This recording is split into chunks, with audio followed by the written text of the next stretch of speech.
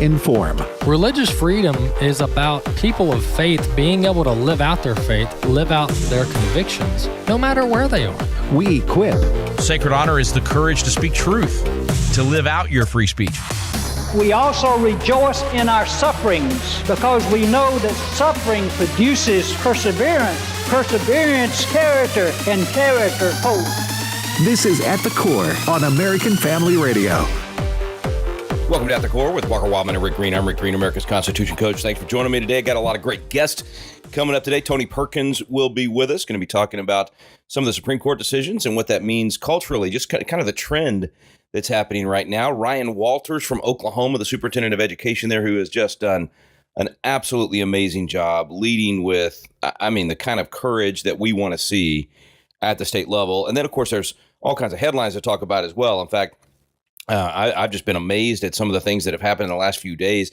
I was watching I don't know if you caught this or not, but the president had his cabinet meeting. You know, he's been, of course, broadcasting these, total transparency in this administration. And it was unbelievable to me to listen to the victories and the good things that this administration is doing. Now, I get it.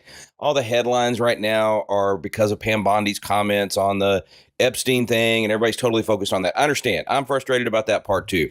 But we tend to zero in on the one negative and miss all the positives. I mean, I just want to rattle off a few of these for you. And the one that really jumped out at me and that I thought was just one of the best summaries of how big of a shift we have right now in these two administrations. So the previous administration, which we call it the Biden administration, it really should be called the AutoPen administration. But you look at what Lee Zeldin is doing over at EPA and how, as he pointed out in the cabinet meeting, that the Green New Deal got a sledgehammer. I mean, in the one big beautiful bill. And again, we've aired our complaints about the big beautiful bill and all that stuff. But the way that they are now able to stop the grift, or at least as much as possible, I mean, billions of dollars that were being thrown at these NGOs that were nothing but Biden and friends and family and Democrat operatives and Obama friends and family. I mean, Stacey Abrams went from $100 to the very next year, $2 billion being given to this NGO that she, started up just to be a grift, and a salary of $800,000 for the CEO and hundreds of thousands for 15 or 20 different people. Anyway, Zeldin goes through all of that and talks about how that they're stopping those things. That is a huge victory, folks. That's the kind of thing that Elon Musk went to D.C. to do with Doge. So some of the stuff that he got frustrated wasn't getting done. The apparatus is there to start getting that done. It just didn't happen in the bill specifically, but the levers of power were given to these folks to make these decisions, like Lee Zeldin, and get it done. Anyway, that was a big one. And then you had the whole just the breakdown on the tariffs and the fact that that's already brought in $100 billion, likely to bring in $300 billion by the end of the year. You had the all the money coming in from all over the world to be invested into America. You had the wisdom on how to deal with that with regard to China buying up land, which is not an investment that we want to happen in our country. And Brooke Rollins talking about how to stop that. You had the BRICS tariff announced. I mean, I'm rattling all these off. We don't have time to go into each of them, but I was amazed at how many victories had taken place. And of course, I really enjoyed Kristi Noem's briefing on the floods. As you know, if you're a regular listener to this program, I'm right in the middle of that. It happened all around our campus and at Patriot Academy. And the thing that Kristi pointed out, or Secretary Noem pointed out, is that the way they're going about this is the right way. They're not coming in with the federal government and taking over. They're offering help and they're doing block grants, but they're not, which I'm not even sure I'm for any federal money being spent in these situations. This should all be state and local, but I get it. They're helping, but they're not coming in and micromanaging. They're not kicking out the local guys and saying, oh, the feds have shown up. Now we're in control. They're doing this the right way. FEMA is the disaster most of the time, or at least the secondary disaster, always has been. And so I love how Trump has redone that whole system. And Secretary Noem was just reporting on that. So it was just a lot of great stuff. Really, really impressive. All right, let's get to our first interview of the day. Tony Perkins, Family Research Council, fantastic organization. Tony's done an amazing job with them. They do a lot of cool grassroots stuff, a lot of important lobbying in Washington, D.C., and then Tony's just a great teacher himself, has a new course out, God and Government. So we're going to catch up with Tony, talk about some of these Supreme Court decisions and how that impacts and what opportunities there are in the culture. Tony, God bless you, man. Thanks for coming on. Thanks, Rick. Always good to be with you. Well, you were talking about this Supreme Court case that is not just a victory in the culture war to give parents back, authority on some of this crazy stuff and stop mutilating children, but really that it's a sign for potentially a turning point in the culture for coming back to truth and getting out of some of this deception. It is, and it's a good story on many fronts, Rick, because what it represents is a turning. Because if you go back, and I tie all this back, and this is what I think folks fail to connect the dots to, at least the left does not want us to connect these dots, is that this all began with the redefinition of marriage. And so the onslaught of whether it was, men and women's sports or, invasion of privacy in spaces like changing rooms and bathrooms and showers, or the radical indoctrination of our children in our schools over this transgender stuff and redefinition of human sexuality goes back to the redefinition of marriage by the court.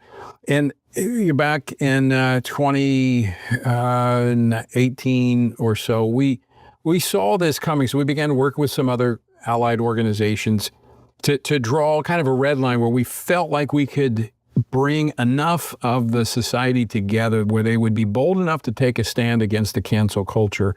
And it was over the transgender experimental drugs and surgeries for minors. Because as you pointed out, kids are being, this mutilation that's taking place of our kids, all, experimental. We don't know what's going to happen with the use of these drugs. They're not made for this type of stuff. So we began in Arkansas. Representative Lundstrom became the first, Robin Lundstrom. And then from there, we ended up with a total of 27 states. The last one there, obviously in Tennessee, where that court case, they prevailed in that case, saying that the states have a right to protect children.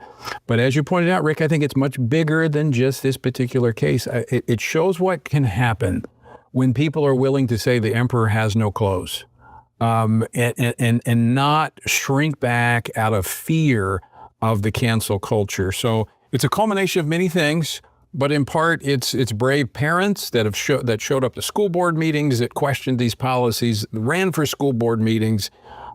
But the encouraging thing, I think, Rick, is that we can keep this momentum going as we have the opportunity to repair the spiritual foundations of our nation and use this as a teaching moment of how did we get here?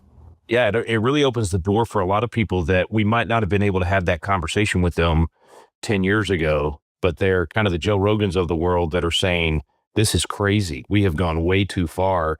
And they're beginning to ask, what is truth? What are there actually moral absolutes after all? And are there things that shouldn't, that don't change over time and that shouldn't be perverted in this way? And so it's got a whole other crowd willing to pay attention. So the opportunity for that U-turn you're talking about, it just seems to be staring us in the face. How do we take advantage of it? What's the best way to really lean into this? Well, number one, I think we have to go back to the fact that there is objective truth, there is transcendent truth, and the idea, and again, I think the teaching moment is what I just did a moment ago, taking this back. How did we get here? Well, it started with the redefinition of marriage. Now, we can go beyond that, back to no-fault divorce and how we began to redefine God's institution of marriage, but the further we get away from the revealed truth in God's word and the moral law of God, which is written on the hearts of men, the further we get away from that, that's how we get into this crazy stuff. So this could be a rest stop, or it could be a U-turn. Yeah. And that depends on how we respond to it, right? And it depends on the church stepping up and seizing the moment. Exactly. And that's kind of what I think the Trump administration has given us as well. I mean, this is all kind of one thing. Either the Trump administration and the good policies we see coming out of this administration is a rest stop from radicalism, or it's a U-turn back to moral truth and to repairing the spiritual foundations of our nation for future generations. Have you been surprised by how blatantly strong the gospel message out of the White House has been? I mean, the Easter message was death, burial, resurrection, solid stuff. The faith highlights, or the highlight on faith moments as we do the 250th over the next year. You know, they've been willing to. We've given them all kinds of dates of faith stuff happening. They're highlighting it. I mean, I've never seen this much of an embrace of truth and telling those stories. There's been such a rejection of it over the last few years. Maybe it's just the contrast that's standing out to me, but what are your thoughts? You've been right in the middle of it right there in DC. So, well, Rick, that's a really good point, is that, you know, a puddle looks like a pond when you've been in the desert. That's right. You know, but not to take away from what we're seeing, it is encouraging. But what we have to make sure is that it is not a mirage or it's not passing, but that there is staying power to this. And how do we do that? Well, number one, I think we have to realize the role of the church. The role of the church is to be a prophetic voice. I really appreciate a statement, or it was actually in a sermon that Dr. Martin Luther King Jr. preached. It was called A Knock at Midnight. And he said, you know, we need to realize, I'm going to paraphrase it a bit, but he said the church should not be, it's not the master or the servant of the state. It is the critic. It is the moral conscience of the state. If we ever lose our prophetic zeal, we'll become nothing more than a irrelevant social club. And so the church has to be not what I would call in the current terms of never Trumpers. I mean, that's useless. This administration is doing a lot of things right, and we need to be there to applaud them and to praise them and to encourage them. But we also have to correct them when they're wrong. I mean, I think you look at, there's some things happening that are not, for instance, one that's front and center is the Biden era policy regarding the abortion pill, which comprises 63% of all abortions in the United States. That could be changed in a heartbeat by this administration changing the FDA policy.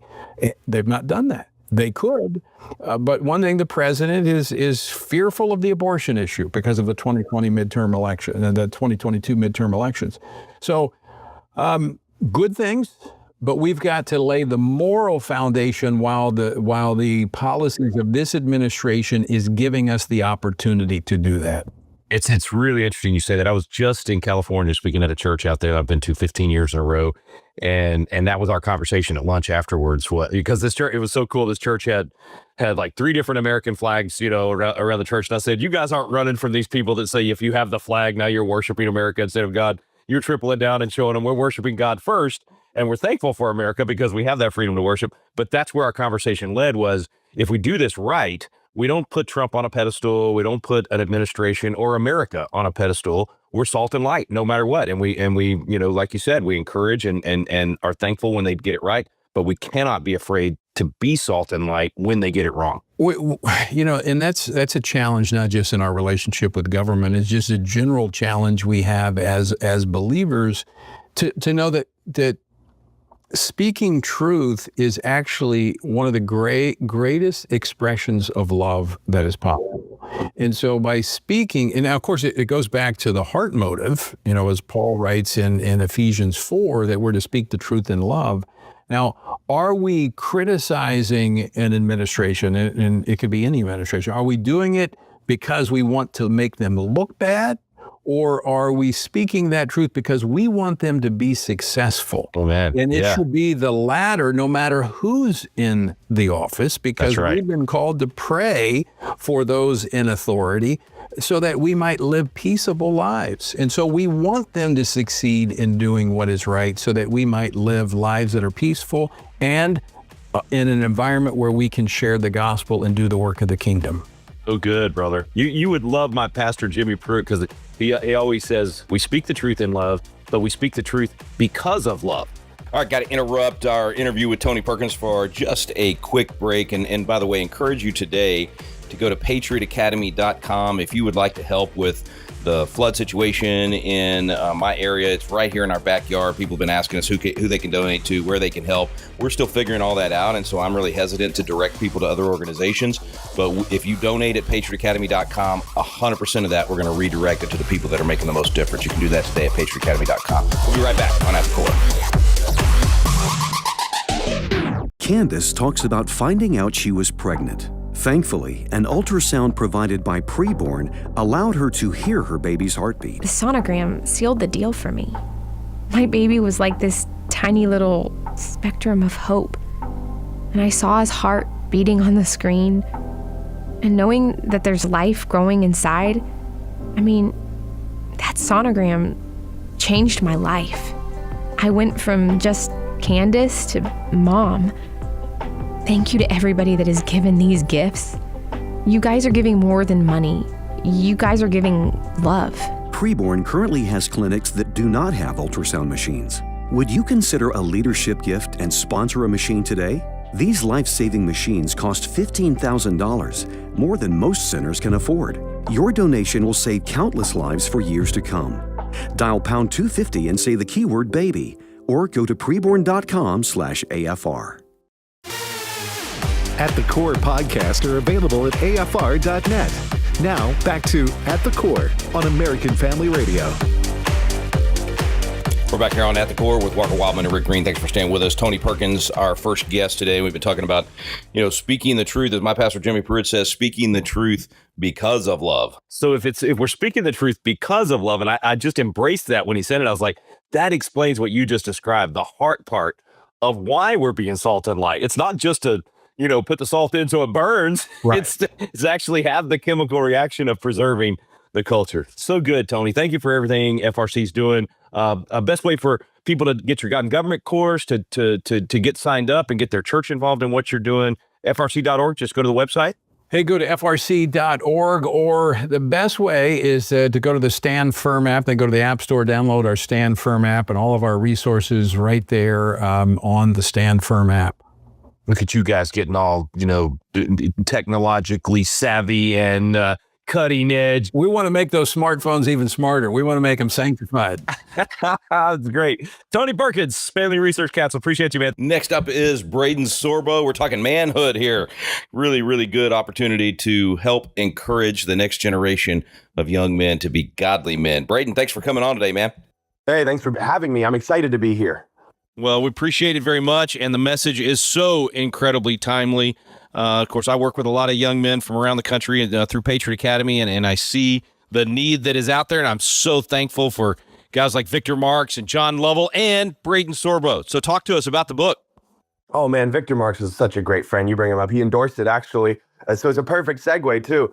So the book is a guide. It is a handbook for men in America today, and in a different sense, it is a tool for women as a checklist, useful for discernment, for finding yourself the right people to surround by. We in the world, you become your closest circle of friends. And so the book aims to give people a foundation to build off of, in which they can find like-minded individuals to grow with, not detract from. And so the book itself is a tool for everybody, but primarily young men, in living in a world that tells them that they are inherently expendable, useless, and valueless, and instead offers the alternative that every individual has an intrinsic value, and that men, when they actualize that value, can grow, can surpass what they thought were their limits, and can become leaders in their communities, in their culture, and in their country.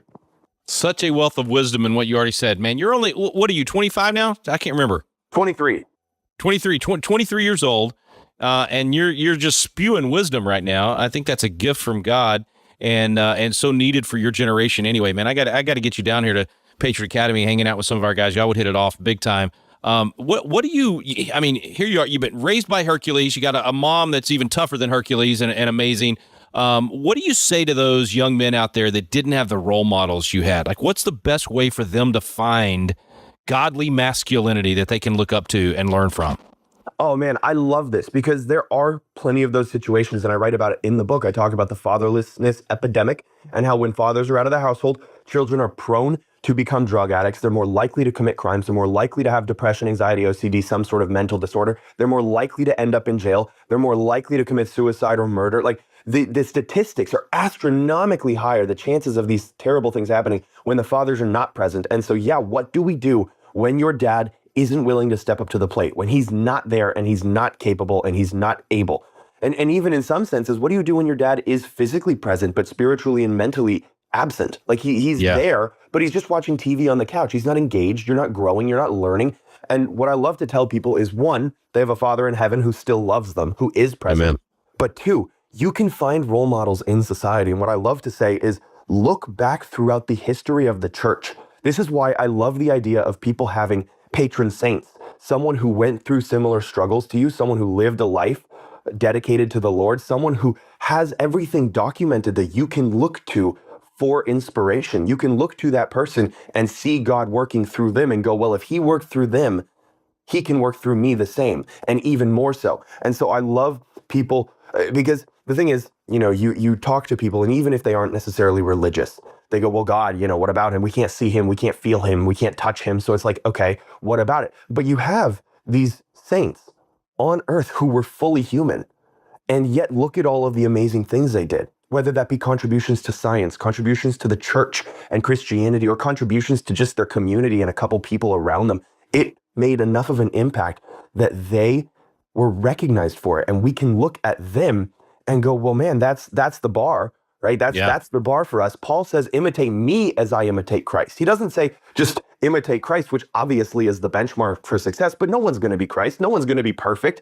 And even Paul recognized that. He said, try to imitate me as best as you can, and you will get closer to Christ. And so for people who are struggling with, well, I don't have a dad, I don't have, a good role model in my life, look through the history of the church. There were people who were willing to die for the truth, who set a good example. So even though you might not have one in your real life close to you currently, you have thousands of years of it, 2,000 years to look through. That is so good, Braeden. I had never thought about that, Paul saying that, and how much more encouragement that gives to, because obviously we're flawed human beings, and even the people that we model are going to be flawed human beings. And I love the transparency of so many of these people, like a Victor, or that just say, hey, here's my flaws, but here's how I got over it, and here's what Christ did through me. That should give so much hope to people that are listening right now, and because I think too, and maybe you address this in the book as well, the tearing down of our heroes. The deconstruction of basically make it where all the American founders were evil, awful men, no matter, and it's all the bad and the ugly. Nobody talks about the good anymore. So we tear down those heroes, even our comic book heroes. I mean, all of it. How do what you just said helps to get over that and to recognize that even here on Earth, we do have good people that we can model and follow. But I think there's been a concentrated effort to just tear it all down. And that way, you don't have a godly man to look up to. And it even allows for the gender fluidity and all of those things. So that's been a concentrated effort of Marxism that's worked well. You mentioned surrounding yourself and the people that you're around. What about that? What can people do in their own communities? What should they look for in the qualities? And I want to talk specifically to the guys, and then we'll talk to the gals. But specifically the guys, what do they look for in the qualities of the friends that they look for that would also be searching for this kind of godly masculinity? Yeah, well, that's such a great question. I want to touch on what you said just a minute ago with Marxism and also tie in communism, because obviously there are different facets to all of these ideologies that we have in the world today. And we have to realize that as much as Marxism has played a role in the destruction of our Western world, communism, this collective idealism where nobody is special, is like a crabs in a bucket mentality, is sort of what led us here, which brings us to tearing down the historical figures, making even superheroes become worthless and obsolete. And so it is really interesting to watch this decay, but when it comes to fighting it, for young men who are looking for something, looking for community, the best thing that they can do is get physical. Because here's the thing, and this is a controversial take that people are slowly waking up to. When you are not physically demanding, when your physical prowess is low, you become agreeable subconsciously because you are afraid to speak your mind for the fear of confrontation. So if you are not physically able to defend yourself, you are more likely to become agreeable, which is why the left attacks masculinity and strength, which is why they write articles saying that if you work out, you're a white supremacist or a right-wing Nazi or everything under the sun. Because if you can think for yourself, you will realize that collectivism is a terrible mentality and it leads to destruction. But this is why so many young women have been engulfed by this leftist idea of abortion and that women's rights are under attack and that trans men can be, or trans women are actually women and they should belong in women's sports instead of men's sports, because these women physically can't stand up to the 6'4", 230-pound swimmer who just beat them at the freestyle. That doesn't happen because they know that these people subconsciously, they know that they're crazy and will attack them if provoked. We've seen it time and time again. And so in an effort of self-preservation, you become complacent and agreeable. So young men need to start working out. You don't have to deadlift 1,000 pounds, but get active.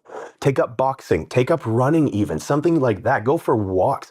Get your body moving because your physical health has a direct impact on your mental and spiritual clarity. And then next... That is gold. Wait, before you do next, I got to just confirm what you just said. The exclamation point on it, because I watched that in my own boys when they started doing jiu-jitsu. I've watched it with thousands of young men that have come through our program and done, and not just young men, older men too, that have done our handgun defense course, just being able to defend themselves, to watch the intellectual growth that they had as a result of that. You just explained it. I've never been able to explain it. You just explained what's happening. They're more willing to stand up intellectually just because of the physical ability to defend themselves. And I know they're not making that connection. I don't think I ever made that connection. So good. Go ahead. You had a second one.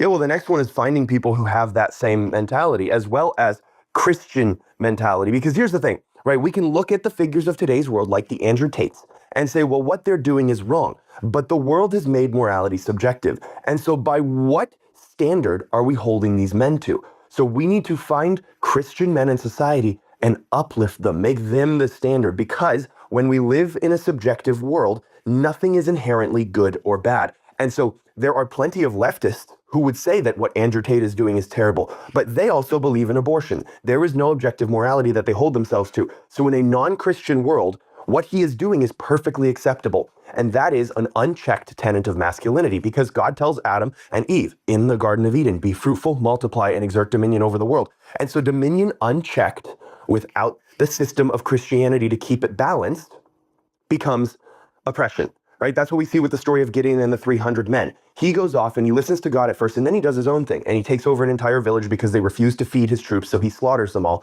And then he goes and he has 70 sons. That technically is masculinity. Go conquer, be the strongest, have a bunch of kids because your offspring is your legacy.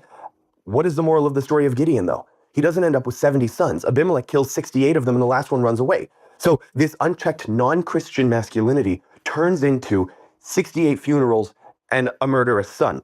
And so young men need to adhere to a moral standard, which is objective truth, which is Christianity. And so finding other young men who have that same standard to keep you in check is absolutely crucial. Proverbs 6:7 says, as iron sharpens iron, so one man sharpens another. And so we have to be strong physically, be strong spiritually, and lastly, be strong mentally.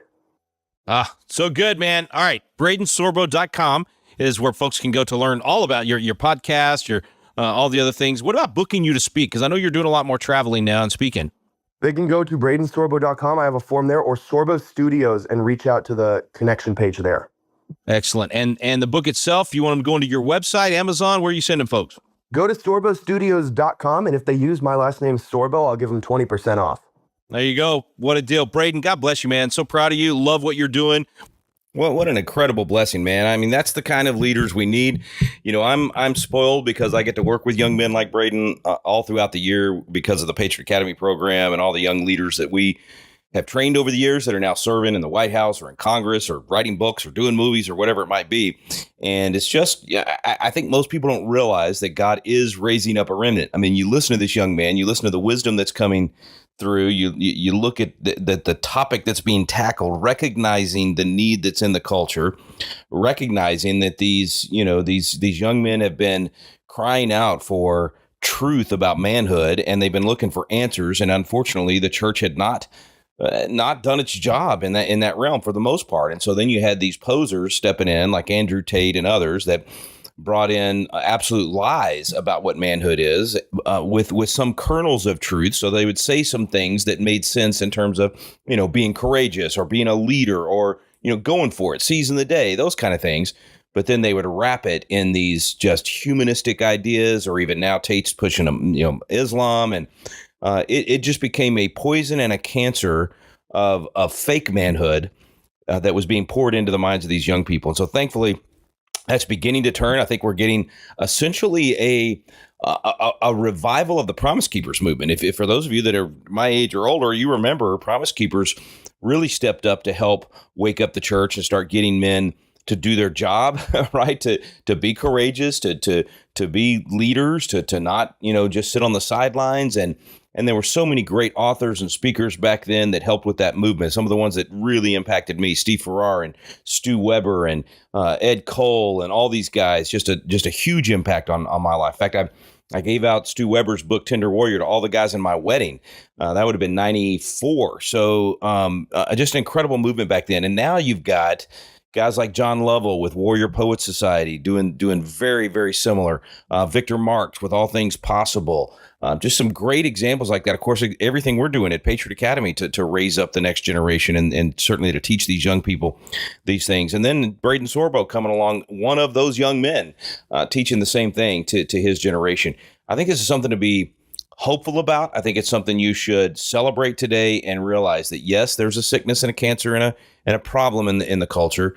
But look at what God's doing to cure that and to bring the medicine that we need, which is biblical answers. I mean, we know that. We know the Bible's the answer to everything. We know that it's the instruction manual for life and that God gave us the answer to any problem that we're facing. It's just that too often we neglect or despise the precepts contained in the Bible. And Noah Webster warned us, when we neglect or despise the precepts contained in the Bible, that's when we get all the miseries and evils in the culture. His quote about that, we use it in Biblical Citizenship and our new course, Rebuilding Liberty. But his whole point is that if you don't want, crime and slavery and all of these bad things in the culture, then you got to do the right inputs. If you do the right inputs, if you put good stuff in, you get good stuff out. If you put trash in, you're going to get trash out. And I would argue that it is trash to put into the culture and into the minds of the next generation that you get to do anything you want with no boundaries whatsoever. There is no God. There is no truth. Do whatever feels good. And then to add on top of that, but if you're a man and you try to step up and lead, or you try to be the man that you've been called to be, well, now that's toxic masculine. All of those things are poison. All of those things are trash, and they've produced trash in the culture, no doubt about it. And it's all because we neglected and despised the precepts contained in the Bible. Now, when we come back to those precepts, when we teach biblical masculinity, when we teach biblical femininity, when we do these things, then we get a good culture because we're putting good stuff in. We get good stuff out. We get strong families. We get strong husbands, strong mothers, strong marriages. We get strong children coming out of that. I mean, you get the right outputs if you put in the right inputs. And of course, that's what At the Core is all about, is bringing those core issues to light that will produce a good culture. All right, we got to take a quick break. We'll be right back. One more interview today, and you're going to love it. Ryan Walters of Oklahoma. Stay with us. You're listening to At the Core with Walker Wildmon and Rick Green. Hi, I'm Jan Harper. If you are a pastor's wife, come be encouraged and renewed as you share your challenges and stresses unique to pastors and their wives. The AFA Pastors and Wives Fishbowl Retreat is coming October 28th through the 30th. You're invited to join us at Pickwick Landing State Park in Counce, Tennessee for 3 days of encouragement, renewal, and worship.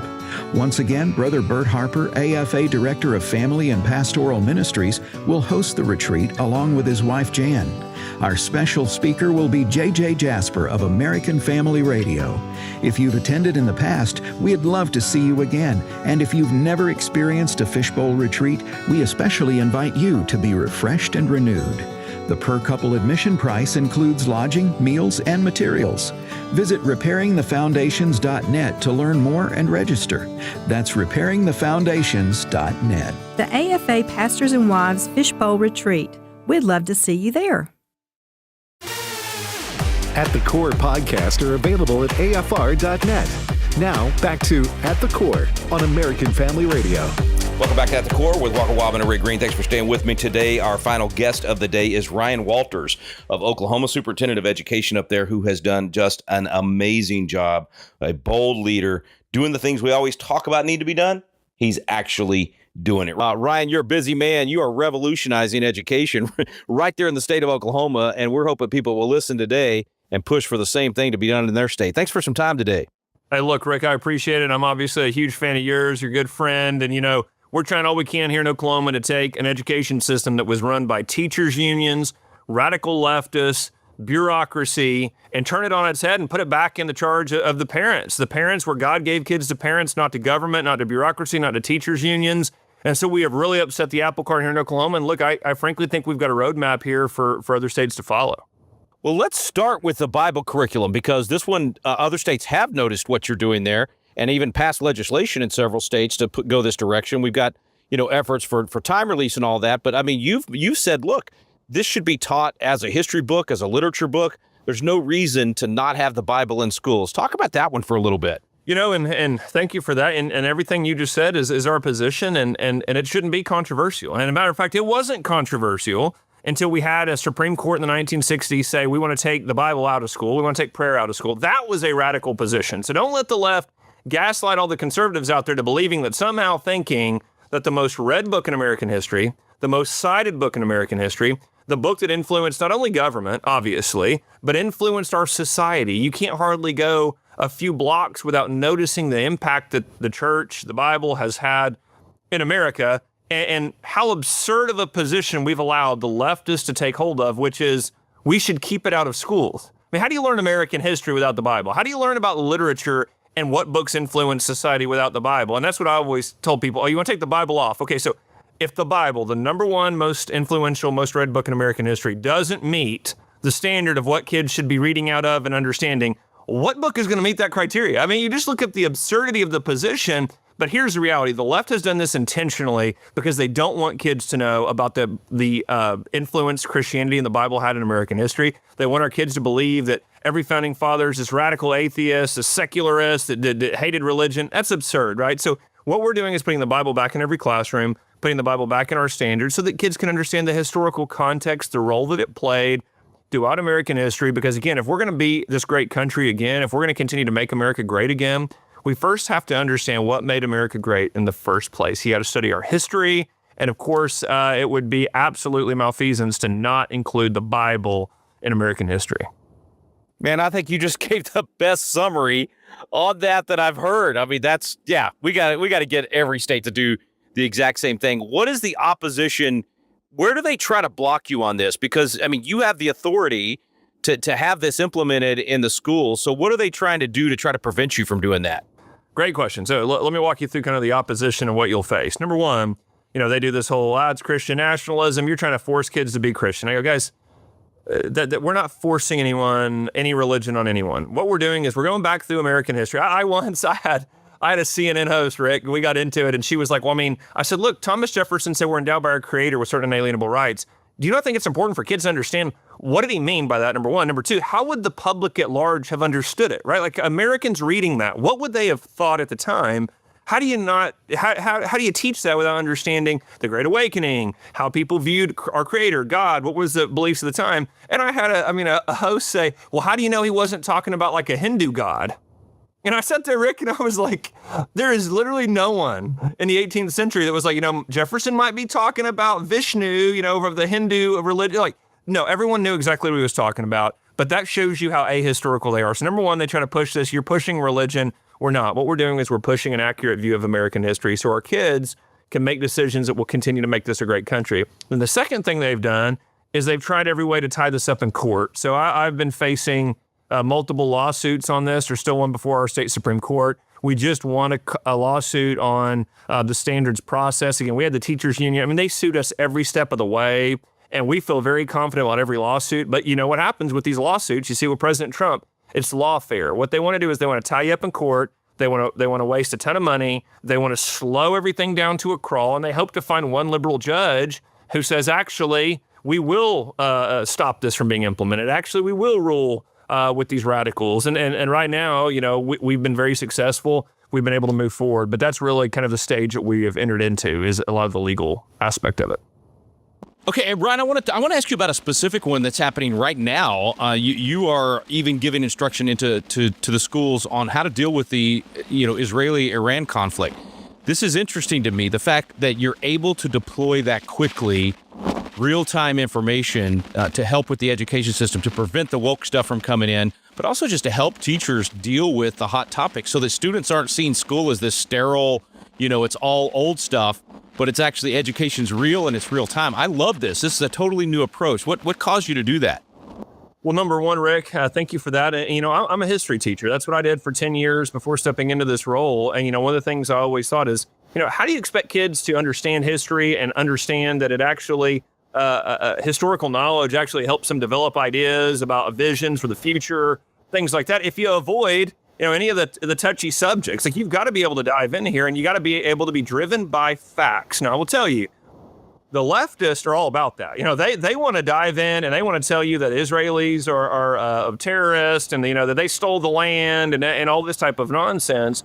So what we came in, as we said, is, listen, we are going to actually have very specific facts in the standards. It says, listen, when you teach about these conflicts, you're going to teach them in their historical context. You're going to teach them with historical relevancy, and you're going to stick to the facts. We're not going to allow some teachers union left-wing activist to walk in the classroom and tell somebody, and sound like, AOC or something. They're not going to walk into a classroom and push that ideology on kids.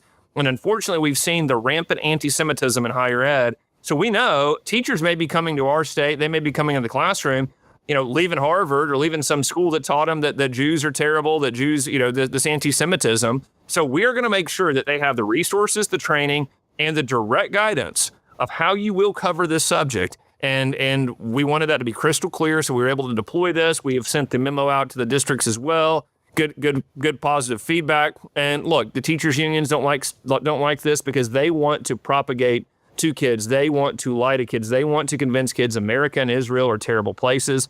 We're the bad guys. We're not going to allow it here in Oklahoma. And frankly, every state should be doing this. You've got to protect our kids against this woke ideology. You're seeing it. You're hearing it. You're watching the teachers union, marching with the No Kings protest, or watching them make all these comments against Israel, against any of our allies. We've got to stand firm and make sure the classroom isn't turning into a left-wing indoctrination mill. Bro, that is exactly the opposite of what I too often see. I mean, even here where I'm living now, in Fredericksburg, Texas, we had a teacher that just simply showed the inauguration. I mean, she's literally just, like you're saying, real time, this is what's going on in the world, and got completely reprimanded for it, as if by highlighting who's actually in office somehow, she was wrong for sharing that with the kids. So you're doing the exact opposite of what the left wants done. How hard is it for you right now, as you look at the landscape of education in your state? This is somewhat off topic of what we planned for today, but you got to be thinking about it. How hard is it to find teachers that aren't woke and educators and superintendents? Like, what are we doing to get back upstream and start providing a better teacher workforce that's not, been indoctrinated by these leftists? Rick, I think that's a very important question. And I want to tell you how we've tackled it and how we've solved it here. The first thing we did is we wanted to send a clear message to everyone. The teachers unions aren't in control anymore. Parents are. And we want great teachers. That's what we want. We want teachers. We're not going to allow indoctrination, both from the teachers and your bosses. Your administrators are not going to force you to teach CRT like we had a district here. Your administrators are not going to force you to teach gender dysphoria like we uncovered. We're not going to allow that. You're going to be able to teach math, okay? Not all the other nonsense. And by the way, if you do all the other nonsense, we're going to remove you from the classroom. So we sent a very clear message to every teacher in the state and every teacher who's thinking about teaching. This is what it's going to look like in Oklahoma. So that was huge. We had a lot of teachers that signed up who wanted to come in and teach because they saw what that vision was, number one. Number two, we also brought discipline back to the classroom. We said, listen, we're not going to do this like liberal woke nonsense of everybody's a victim. It doesn't matter if they cuss you out or throw a stapler at you, Miss Susie. It's really, they're having a hard day, so just take it. No. We said if they're unruly kids and they're disrupting the classroom, get them out. Okay, we are going to allow discipline back in the classroom because kids should be able to learn. Boy, that got a lot of excitement around, especially your old school teachers, your traditional value, your conservative teachers. Yeah, made them want to come back, right? I mean, because so many of them left because of this crazy idea. We're going to let a kid, we were letting kids assault teachers and then putting them back into that same classroom with that teacher across this country. Insane. The first email I got from Joe Biden was he was worried about how many kids we were disciplining in our schools, and he thought it was too. And I was just like, I sent him, an email back and was basically like, pound sand. Who cares? Like, what are you talking about? We're going to have discipline in the classroom. Like, what a weird, but they're just obsessed with that, right? They just have this woke worldview that doesn't allow them to see reality. Listen, so we told our teachers, and by the way, if your administrators don't support you, we passed a teacher's bill of rights, and we said, you email me and you tell me, we'll investigate it. Your principals have to have your back. You're there to teach. They need to be helping create a culture of discipline. And again, I'll say this, Rick, you look at society today, you look at how many young people go and burn down buildings, throw Molotov cocktails when they're upset about something. Hey, look, I think that starts from when you're 4 and 5 years old. You're in a classroom where they go, hey, you're not really responsible. You cussed me out today. You hit me today. You're not. That's baloney. We've got to drive that point home of, no, actually, you're responsible for your own behavior. We've done it here in Oklahoma. Then the third thing we did, Rick, is we also said, hey, we're unapologetic. We want merit pay for teachers. We pay teachers on merit pay here. If you're great, hey, look, I'll pay you 6 figures. Hey, if you're one of the best science teachers in the state, I want you to make more money. And you know what? If you're not doing as good a job, I don't want you to make as much money. So what that has done, too, is we've been able to partner merit pay and signing bonuses for the top 1% of teachers in the country to say, come to Oklahoma. We will recognize it. We will put you in the ability to teach well with the discipline and the anti-woke standards we have in place. But also, you do a great job. We want to pay you more. This is going to be based on merit. And because of all that, we've had record levels of teacher recruitment. We've recruited hundreds of teachers every year through these specific programs, and they've come in and just been rock stars. That is, I've said for 30 years, man, we treat these teachers like assembly line workers, and the best teacher gets paid the same as the worst teacher because of the teacher unions, right? That's how they negotiate these contracts. The fact that you've been able to disrupt that, I mean, that's incredible. I didn't even know that you had done that. I was just curious about that topic, and I'm sorry for sidetracking us there because I know we had a lot of other things we were going to get to. At least can I ask you about this charter school that's doing? It's a religious charter school. People are trying to stop that. What's the status of that, and why are people against it? Well, unfortunately, they have stopped it momentarily. The U.S. Supreme Court gave us a 4-4 ruling, which means it goes down to the previous decision. Amy Coney Barrett recused herself, which we're really disappointed in, but that left us with a 4-4 tie. So right now the school is not open. It's really unfortunate. And look, just to be frank, it's really unfortunate. Our own attorney general in the state was the one fighting us in court. So our own Republican attorney general, Gittner Drummond, sided with the Satanists, the atheists, the teachers unions, against the Catholic Church, against the Christian parents, against the parents across the state who said, hey, look, this sounds like a great option to me. We know that this Catholic schools have been very successful in the past, so we want to check out this opportunity. So that's where we are. Now, look, we're not giving up. There's several options that we're going to continue to pursue. We hope to get a court case back up. We hope to rejuvenate this, but we are going to continue to fight here in Oklahoma for our education system to, number one, have school choice, and number two, to protect your religious liberty. We're not going to tell a school you can't open because your founders are Catholic, because they are Christian. That's ultimately what happened here. The court said they met every criteria. There was no issue with their application. There's no issue with what they want to teach. They meet every iota of the law. But because they are Catholic, we're not going to let them. That's absurd to me. That's antithetical. I mean, that sounds like complete discrimination to me. I mean, complete religious discrimination. Kavanaugh said in the hearing, he said that there's no other way to explain it other than blatant discrimination. There's no other explanation. You're not even claiming it was for something else. Well, or technically, no. They are saying because of you met every bit of the criteria, but because you're Catholic, you can't do it. So I think. How'd they get 4? Did Roberts go with them? Of course. So unfortunately, I can speculate, but they won't release it because it was. Oh, they don't. They haven't even said who the 4-4 is. Wow, man. Oh, bro, we got to do this again. This is exactly the type of leadership that we've been asking for in all of our states. I mean, we're getting it at the federal level to some extent. I mean, obviously Donald Trump doing everything he can and just taking a buzzsaw to the federal overreach there. Doing the altering and abolishing that we talk about in our Rebuilding Liberty course, which if you haven't taken that yet, you need to get in our national class. We're doing Monday nights together. Go to patriotacademy.com. It's not too late to sign up. We'll be doing week 3 next Monday, and you're welcome to join in at that point. It's free. And then get ready to host the class in your home or at your church or somewhere in your community. We need thousands and thousands of coaches to do this at the local level, or host, if you will. Anyway, the point is we teach in there, out of the Declaration of Independence, where Jefferson said, when any form of government becomes destructive of these ends, it is the right of the people to alter or abolish it. Well, that's exactly what Ryan's doing in Oklahoma. It's exactly what Donald Trump is doing at the federal level, altering our government back to where it needs to be, abolishing those parts of our government that shouldn't even have been there in the first place. But certainly if they're not working, get rid of them. That's what's happening. And so to have bold leaders at both the federal level and the state level gives us the opportunity to take advantage of this window that's been open to us to restore liberty, to rebuild liberty, to really reset the table to a system that works well. And that means everything from education to literally the elections and how they work. I mean, all of these pieces of the puzzle, there's so much you can be working on. And by the way, in Rebuilding Liberty, we give you 12 options of things that you can do, a 12-step recovery program, but you only got to do one of them. So make sure that you get involved in that class. Go to patriotacademy.com today. Once again, if you want to help with the flood victims in the Hill Country there, you can donate at Patriot Academy. 100% of that is going to put, gas in the chainsaws and diesel in the skid steers and all the stuff that we're doing to help clean up and everything else. I really appreciate you listening today. You've been listening to At the